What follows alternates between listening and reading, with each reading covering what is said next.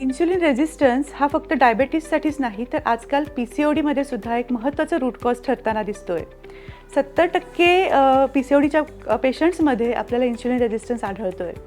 या इन्शुलिन रेझिस्टन्समुळं ओव्हरीमध्ये मेल सेक्स हॉर्मोन्स अँड्रोजनचं प्रमाण वाढायला लागतं आणि त्याच्यामुळंच मग अनियमित पाळी असेल किंवा चेहऱ्यावर अतिरिक्त केसांची वाढ होणं असेल किंवा ॲसिडिटी वाढणं असेल, मूड स्विंग्स होणं असेल, या सगळ्या गोष्टींना पेशंट सफर होताना आम्हाला दिसत आहेत.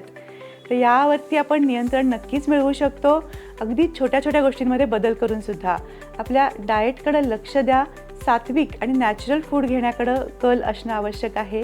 दुसरी महत्त्वाची गोष्ट, साखर आपल्या आहारातनं कमी करण्याचा प्रयत्न करा, जेणेकरून इन्फ्लमेशन होणार नाही आणि इन्शुलिन रेझिस्टन्स लवकर रिकवर होईल. आणि तिसरी महत्त्वाची गोष्ट म्हणजे रेग्युलरली एक्सरसाइज करा.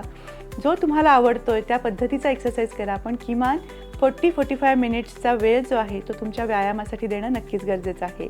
तर आपण PCODवरती सुद्धा नक्कीच मात करू शकू. थँक्यू.